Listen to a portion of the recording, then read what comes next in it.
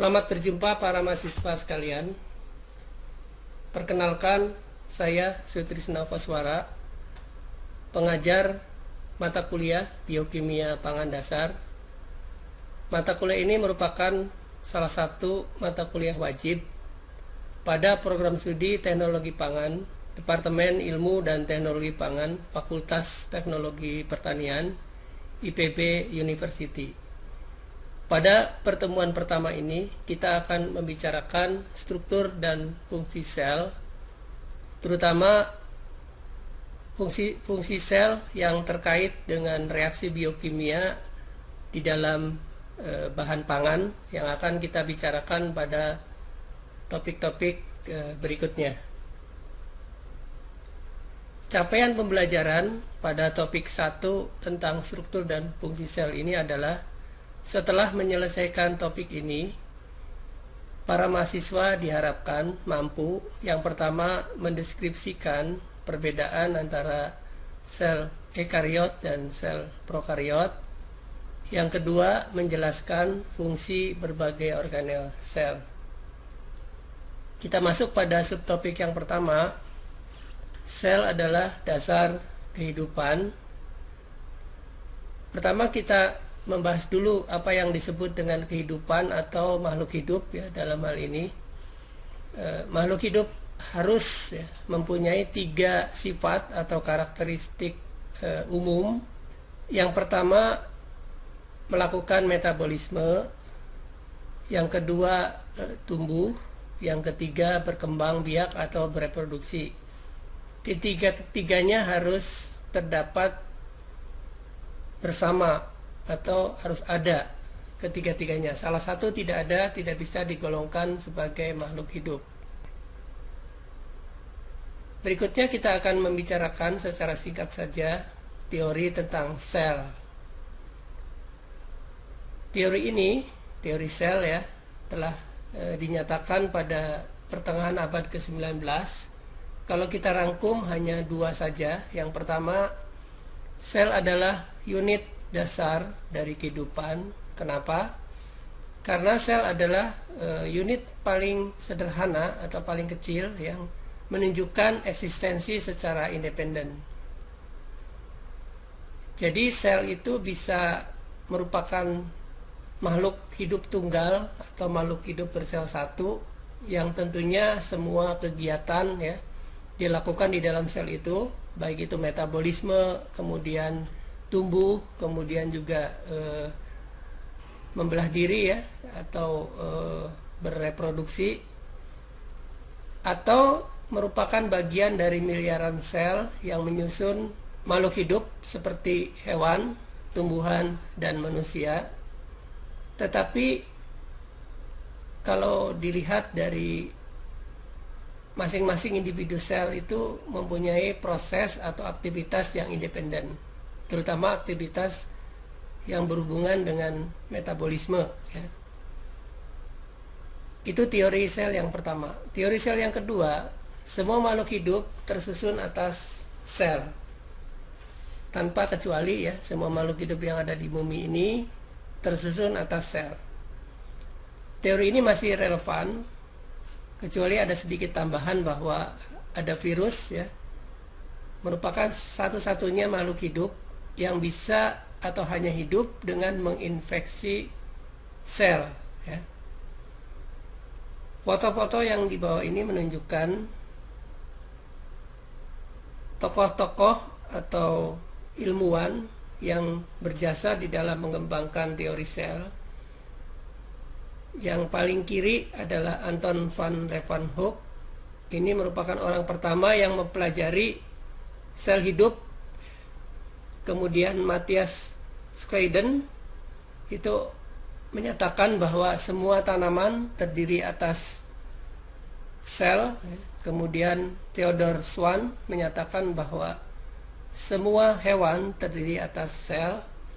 Dan Rudolf Virchow menyatakan bahwa sel itu hanya diproduksi dari sel yang lain. Jadi bisa diproduksi dari sel yang lain. Berikutnya kita bicarakan tentang komposisi dasar sel. Sel 90% terdiri atas air, Kalau bagian keringnya kita analisis, komposisinya ada sebagai berikut: 50% protein, 15% karbohidrat, 15% asam nukleat, 10% lipid, dan 10% komponen yang lain. Komponen-komponen ini merupakan makromolekul yang akan kita bahas lebih lanjut pada kuliah kedua tentang air dan makromolekul. Kalau kita ingin tahu lebih lanjut apa sih yang menyusun protein, karbohidrat, asam nukleat, lipid, dan komponen yang lainnya, ternyata ada 4 unsur ya. Dilihat dari unsurnya itu ada 4 unsur utama yang menyusun makromolekul ya. Dan ternyata hampir semua makhluk hidup tersusun atas 4 molekul utama ini, yaitu yang pertama hidrogen dengan komposisi 60%, kemudian oksigen 25%, karbon 12%, dan nitrogen 5%. Ada unsur lain yang jumlahnya cukup berarti, misalnya fosfor. Fosfor penting misalnya di dalam pembentukan tulang dan gigi atau membran ya. Dalam membran fosfor berikatan dengan asam lemak membentuk komponen membran. Kemudian ada juga sulfur atau belerang, terutama di dalam asam amino yang menyusun protein, asam amino yang mengandung belerang, antara lain metionin, sistein, dan sistin ya. Sedangkan ada kelompok lain yang unsur lain yang lebih kecil ya, jumlahnya, itu kelompok mineral, misalnya natrium atau sodium, magnesium, klorin, potasium atau kalium, kalsium, dan zat besi. Dan ada beberapa logam yang lebih kecil lagi jumlahnya, misalnya fluor, kemudian juga yodium, Zn ya, dan lain-lain. Selanjutnya kita masuk pada subtopik yang kedua tentang pembagian sel, yaitu menjadi sel prokariot dan sel ekariot.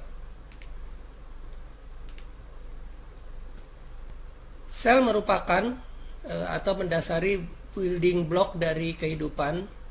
Kita bisa umpamakan seperti tembok dengan batu bata.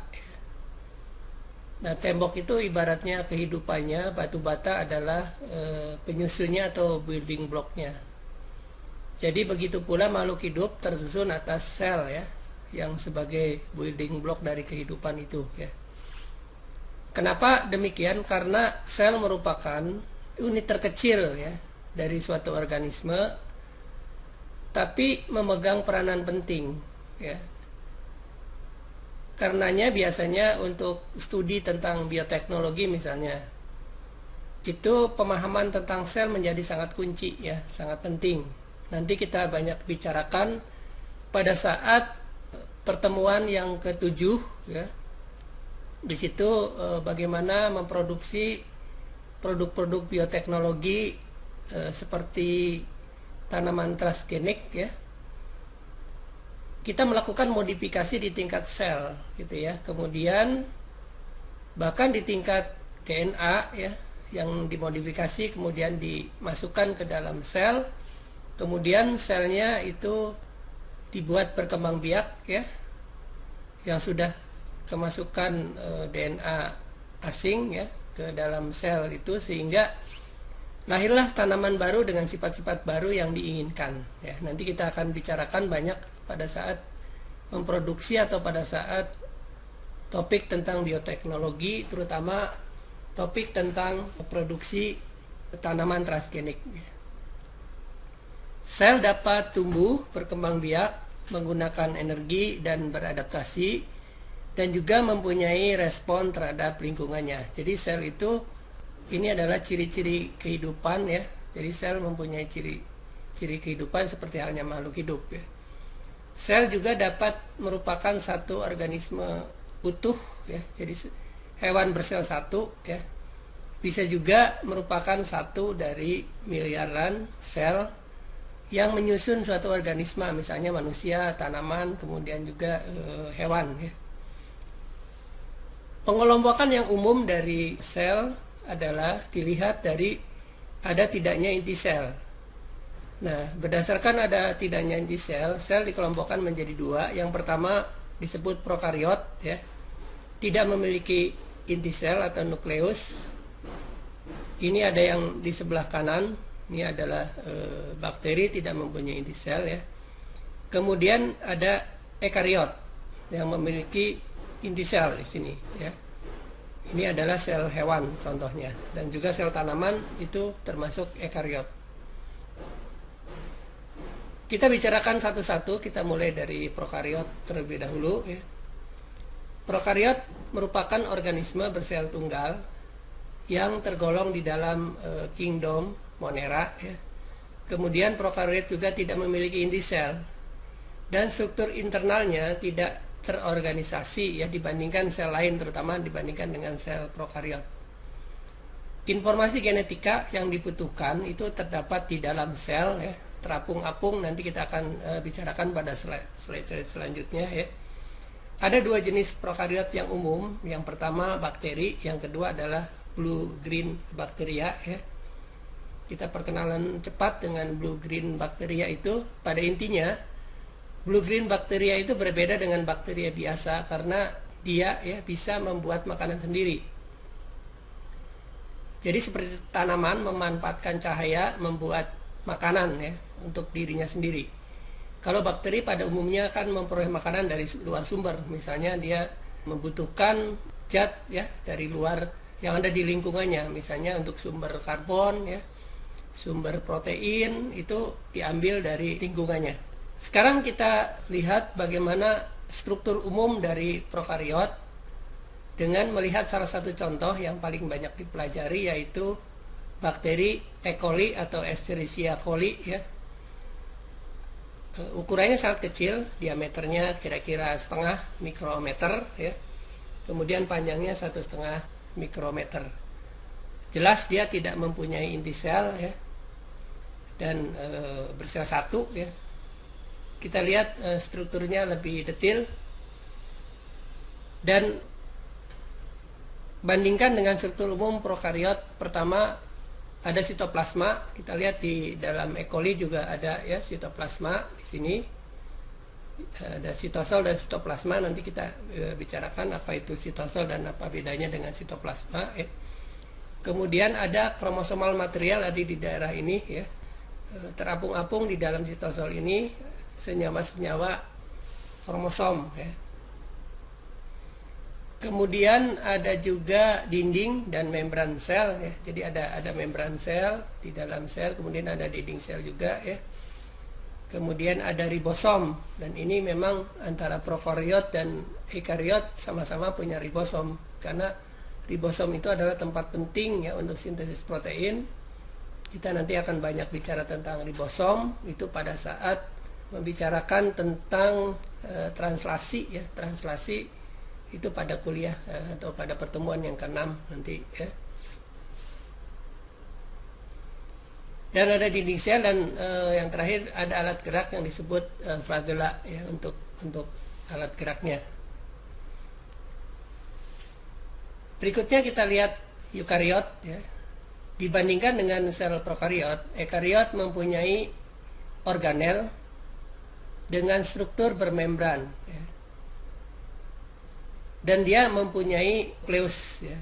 Ekariot dapat berupa sel tunggal, jadi bukan hanya hewan bersel banyak yang selnya termasuk ekariot, tapi ada juga ekariot yang merupakan sel tunggal ya, seperti contohnya Paramecia, Euglena, dan Diatomea. Itu contoh-contoh populer dari sel ekariot bersel satu ya.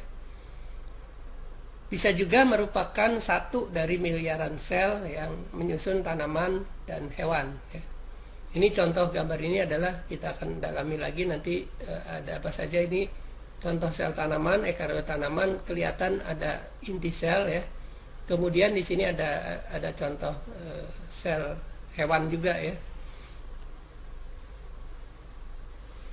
Nah, sebelum kita melihat perbedaan, kita lihat dulu persamaannya antara sel prokariot dan sel ekariot ya. Yang pertama, keduanya mempunyai DNA. Jadi sebagai informasi genetik sama ya, baik prokariot maupun ekariot itu molekul DNA. Berikutnya keduanya mempunyai membran ya. membran sel tentunya ya, untuk sebagai pelindung ya, pelindung sel ada membran. Kemudian tadi sudah dibahas juga keduanya mempunyai ribosom untuk sintesis protein ya. Kemudian pada dasarnya mempunyai metabolisme yang sama ya. Metabolisme dasar yang sama ya. Kemudian sudah mempunyai diversifikasi yang sangat besar atau sangat baik ya antara prokariot dan eukariot. Berikutnya kita bahas perbedaan antara sel prokariot dan sel ekariot. Perbedaan yang paling utama, yang paling nyata ya di antara sel prokariot dan ekariot adalah sel ekariot mempunyai inti ya, satu inti dan mempunyai organel yang bermembran, sedangkan prokariot tidak ya. DNA prokariot hanya terapung-apung ya, bebas di dalam sel, sedangkan DNA dari ekariot tersimpan di dalam inti sel atau nukleus. Berikutnya adanya berbagai organ ya. Pada sel ekariot itu memungkinkan adanya pembagian kerja atau organisasi sel yang lebih baik ya, jauh lebih baik atau lebih tinggi dibandingkan dengan sel prokariot. Kita masih lanjutkan tentang perbedaan antara sel prokariot dan ekariot ini. Berikutnya tentang ukuran ya, ukuran sel ekariot biasanya jauh lebih besar, kira-kira 10 kali dari sel prokariot. Berikutnya komposisi dan panjang gen juga ya, sel ekariot jauh lebih kompleks dan lebih panjang ya DNA ekariotnya dibanding dengan prokariotnya. Nah, tapi di dalam dinding sel itu ada kekhasan dalam prokariot, yaitu adalah adanya senyawa yang disebut peptidoglikan ya. Jadi itu adalah polimer gabungan antara asam amino dengan gula ya. Terutama terdapat di dalam golongan bakteri ya, bakteri gram positif itu banyak dinding selnya ada peptidoglikan, sedangkan peptidoglikan itu belum pernah dijumpai ya, tidak pernah ada di dalam sel ekariot. Selanjutnya kita tiba pada subtopik yang ketiga atau terakhir. Kita akan membicarakan organel sel dan fungsinya. Yang pertama kita review dulu apa itu sel, apa itu jaringan, dan apa itu organ. Dan yang terakhir apa itu sistem organ. Kita sudah tahu semua makhluk hidup tersusun atas sel. Ini merupakan teori sel yang kedua ya. Nah, di atas sel ternyata ada yang disebut jaringan. Jaringan itu adalah tersusun dari jenis sel yang sama. Misalnya kita lihat di gambar ini ada jaringan otot ya di sini. Otot merupakan jaringan karena tersusun atas sel-sel otot ya. Begitu pula tulang. Tulang itu jaringan tersusun atas sel-sel tulang ya. Nah, berikutnya lebih tinggi dari jaringan disebut organ. Organ itu tersusun atas beberapa jaringan yang bekerja sama menjalankan suatu fungsi tertentu. Misalnya membentuk organ yang namanya jantung. Itu ada berbagai jaringan di situ ya. Tentunya ada otot, kemudian juga ada jaringan ikat ya, ada juga pembuluh-pembuluh darah ya di situ ya, ada juga saluran darah ya. Jadi semuanya itu jaringan kemudian bekerja sama melaksanakan fungsi jantung, yaitu memompa darah ya. Begitu pula organ-organ yang lain. Nah, di atas organ masih ada sistem organ. Ternyata organ itu bisa bekerja sama melaksanakan suatu fungsi ya, fungsi besar di dalam makhluk hidup. Misalnya di dalam manusia kita kenal 3 sistem paling tidak ya.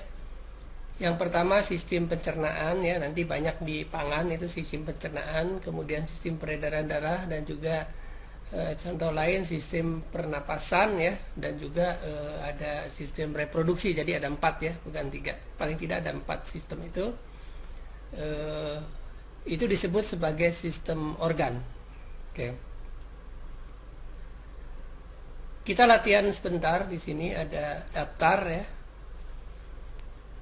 Kita harus tentukan mana yang disebut sebagai sel, dari daftar ini, mana yang disebut jaringan, kemudian mana yang tergolong organ, dan yang terakhir mana yang tergolong sistem organ.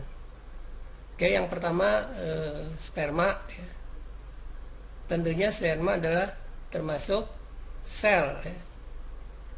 Kemudian jantung, tadi sudah ada contohnya, jantung itu organ ya.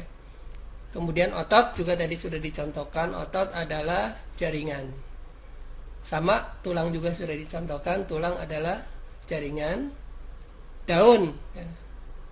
Daun itu apakah jaringan atau organ? Tentunya daun itu organ ya, karena di dalam daun itu lebih dari satu jaringan. Ada daunnya sendiri, kemudian ada juga ada helai daun, ada juga tulang daun ya, paling tidak dua itu ya.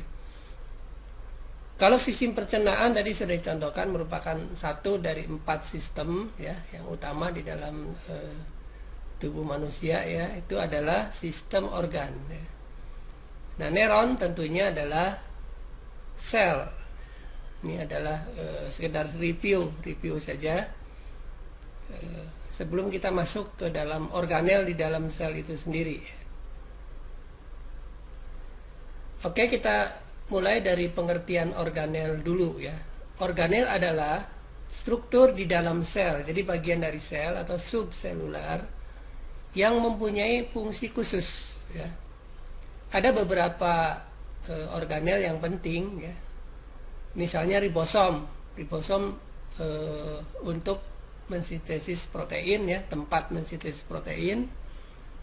Kemudian mitokondria itu untuk memproduksi energi ATP ya, kloroplas untuk fotosintesis tentunya ya.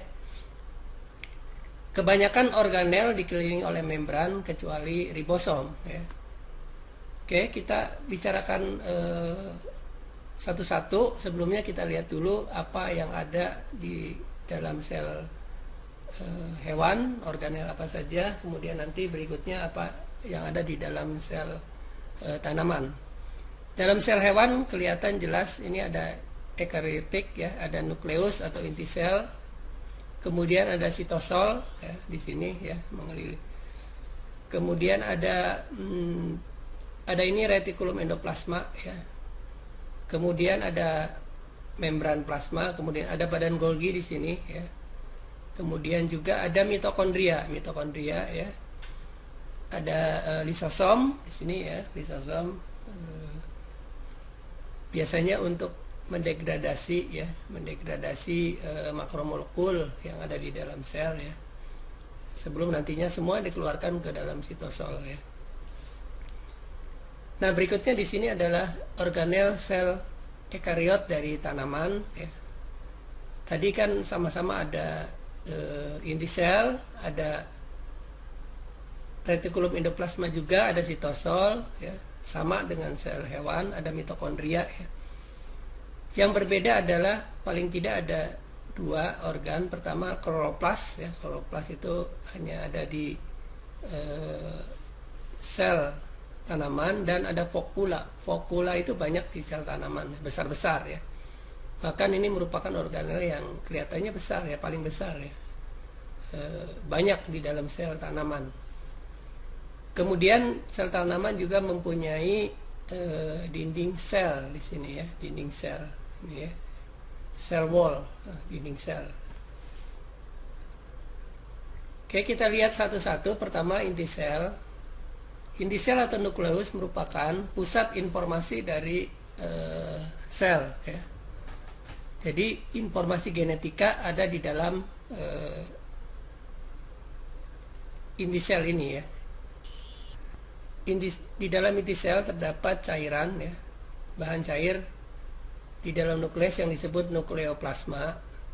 Nukleus plasma ini mensuspensi kromosom dan nukleolus ya. Berikutnya kita bicarakan sitoplasma dan sitosol.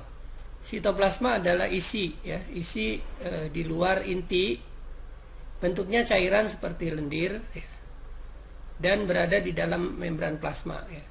Sitoplasma komposisinya itu ada air, ada garam mineral, dan juga ada molekul organik ya.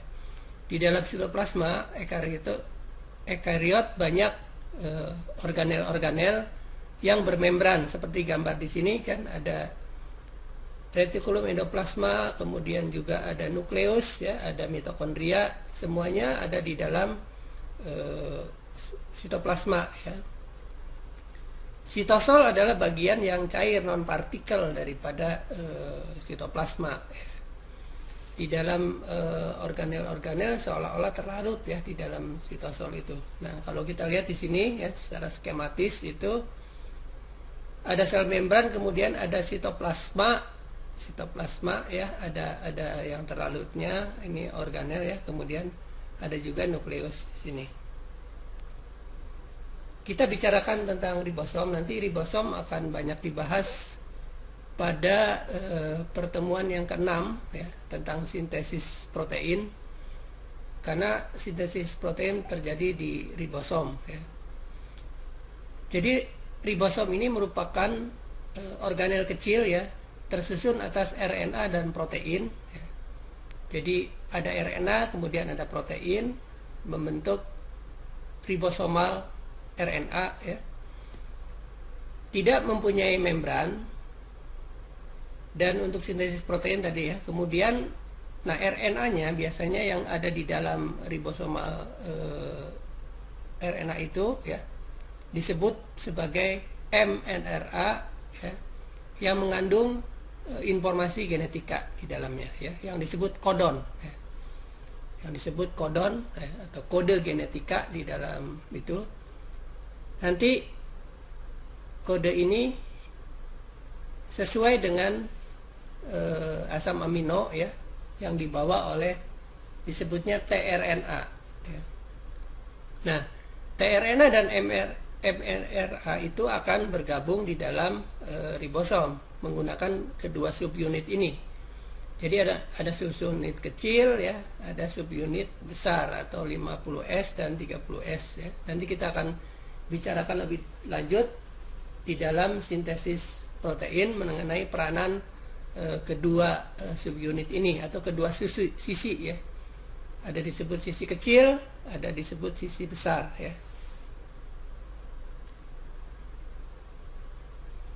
Selanjutnya kita bicarakan tentang mitokondria. Ini boleh dikatakan kalau di bangunan atau di katakanlah mall itu merupakan powerhouse-nya ya.